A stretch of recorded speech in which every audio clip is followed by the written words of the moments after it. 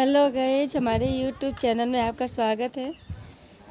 कभी कभी समाज में ऐसी चीज़ें देखने को मिल जाती हैं। कितने भी पढ़े लिखे शिक्षित वर्ग हैं, कितने भी ऊंचे ओहदे पे पहुंच गए हैं, लड़की लड़का में कोई अंतर नहीं है, समाज इतना आगे बढ़ गया है, फिर भी लोगों में न जाने कौन सी एक ऐसी रूढ़वादिता मानसिकता सोच लोगों में है कि काश मेरा एक लड़का होता, काश मेरा एक लड़का होता।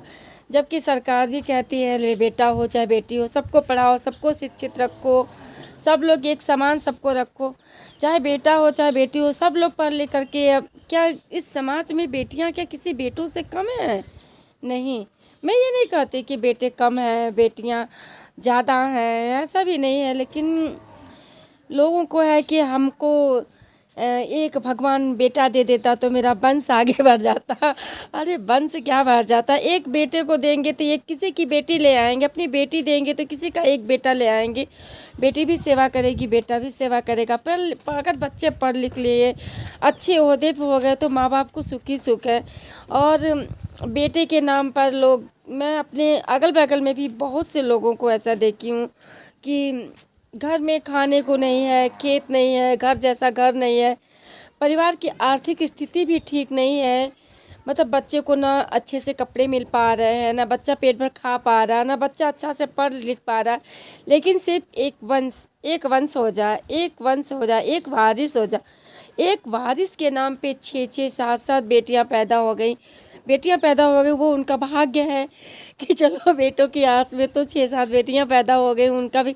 लेकिन उन बेटियों का पैदा होना भी एक दुर्भाग्य ही है कि जब उन बेटियों को ना हम अच्छी शिक्षा दे पाएंगे, ना पढ़ा पाएंगे, और बेटियों को सारा दिन माँ बाप कोसते रहते हैं, अरे 6 बेटियाँ हो गई, 7 बेटियाँ, 4 बेटियाँ हो गई, बेटा ही नहीं हुआ।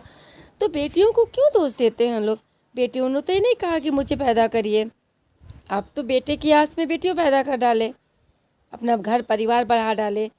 तो मैं समाज से यही कहना चाहूँगी कि ना तो बेटा ना बेटी, सभी अच्छे होते हैं। आपके नसीब में जो लिखा है वही मिलेगा। हम कितना भी कोशिश कर दे, ये हमारे बस की बात नहीं है, ये एक भगवान की बस की बात है। ये एक जो है कि प्रकृति के द्वारा बनाया गया ये सिस्टम है जिसमें हम कोई भी परिवर्तन नहीं कर सकते हैं। तो अगर सुखी परिवार चाहते हैं, अच्छा परिवार चाहते हैं, परवरिश अच्छा करना चाहते हैं, बच्चों को अच्छी शिक्षा देना चाहते हैं, बच्चों को बहुत ऊंचे ओहदे पर बढ़ाना चाहते हैं, तो बेटा और बेटी में कोई भेद मत करिए, कोई अंतर मत करिए। हम जितना प्यार दुलार बेटों को देंगे, जितना उनके पीछे भागेंगे, अगर हमारी 2 ही बेटी हो, 1 ही बेटी हो, उस बेटियों के पीछे भागेंगे, उन पर ध्यान देंगे, तो क्या हमारी बेटी किसी बेटे से कम है? नहीं। और मर जाने के बाद अरे यार कौन देखता है कि हम किसके वंशज हैं, कौन हमारा वंशज है?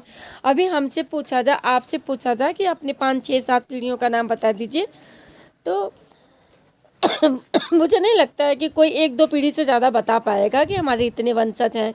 तो जब हम अपने वंशजों का नाम ही नहीं जान पाए, हम खुद नहीं जान पाते कि हमारे दादा के पिताजी, फिर उनके पिताजी का क्या नाम था, तो फिर हम वंश के नाम पे क्यों? अरे बेटी हो चाहे बेटा हो, सभी अच्छे हैं, सब अच्छे हैं, सब अच्छे। हम लोग भी तो बेटियां हैं, हम लोग भी तो पढ़ लिख के नौकरी कर रहे हैं, काम कर रहे हैं। तो बताइए, मैं ये नहीं कहती कि बेटा बुरा होता है, बेटे की आस रखिए, लेकिन ऐसा ना हो कि बेटे की चाहत में इतना हम परिवार अपना बढ़ा लें, इतनी संख्या बढ़ा लें कि हम उन बच्चियों का अच्छे से परवरिश नहीं कर पाए, और क्या पता चला कि 6-7 बेटियां पैदा कर लिए और इसके बाद बेटा हुआ तो वो बेटा बेचारा बहनों की शादी में, ब्याह में, सारा चीज़ उनके पीछे ही सारा खर्च हो गया, सब चीज़ ख़त्म हो गया। तो उस बेटे को मिला भी क्या? बस एक नाम का रह गया कि मैं बेटा हूँ। तो मैं ऐसे सोच रखने वाले माता पिता से यही गुजारिश करूँगी, यही उनसे मतलब कि मैं अपने मन की बात करना चाहती हूँ कि नहीं यार, बेटी बेटी, बेटा बेटा, ये सब अच्छी बातें नहीं होती हैं। बस जो भी है, भगवान ने मुझे जो कुछ भी दिया, मुझे अरे पापा की परी, पापा